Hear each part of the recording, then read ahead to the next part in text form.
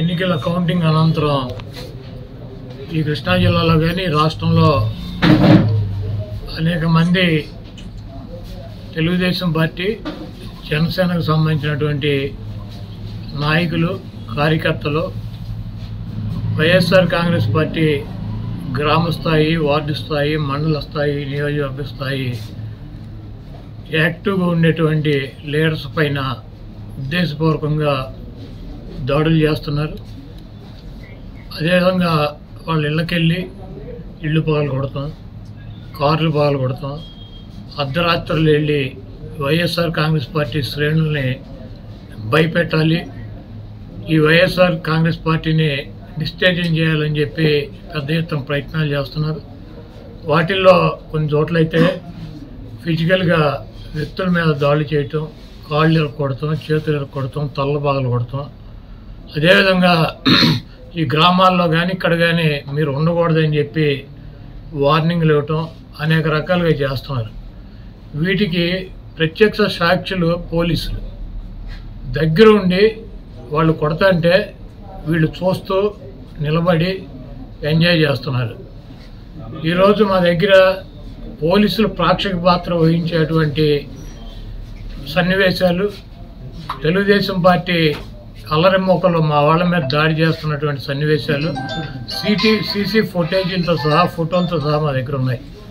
మేము ఎస్పీ గారికి కానీ లేదా లోకల్గా ఉన్నటువంటి పోలీస్ స్టేషన్లో కానీ కంప్లైంట్ ఇచ్చినా, ఒకవేళ మాకు ముందు సమాచారం ఉండి ఇట్లా గొడవ జరిగేటువంటి పరిస్థితి ఉందని చెప్పినా కూడా వాళ్ళు వచ్చి ప్రేక్షక పాత్ర వహించడం, అదేవిధంగా ఎటువంటి కేసులు కూడా కట్టినటువంటి పరిస్థితి లేదు.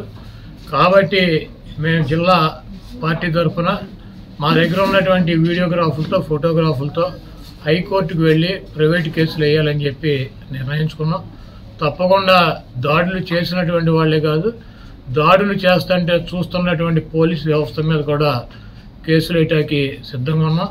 అదేవిధంగా వైఎస్ఆర్ కాంగ్రెస్ పార్టీ నాయకులకు కానీ అదేవిధంగా కార్యకర్తలకు కానీ ఎటువంటి భయం ఆందోళన చెందాల్సినటువంటి అవసరం లేదు.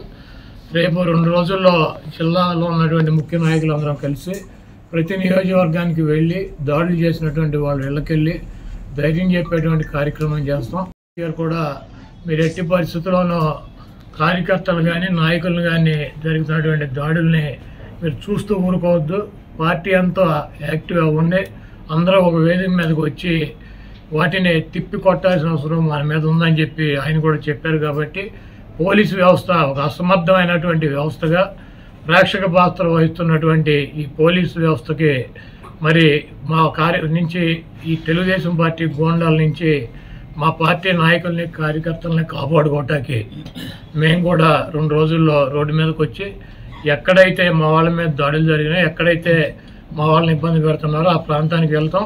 ఆ కాన్స్టిట్యున్సీకి కానీ ఆ జిల్లాకు కానీ సంబంధించినటువంటి నాయకులందరూ కూడా పాల్గొంటారు. ఆ నియోజకవర్గంలో ఉన్నటువంటి లీడర్స్ కానీ కార్యకర్తలు కూడా పాల్గొంటారు. తప్పకుండా లా అండ్ ఆర్డర్ ఇష్యూస్ కనుక వస్తే దానికి పోలీస్ వ్యవస్థే బాధ్యత వహించాలి.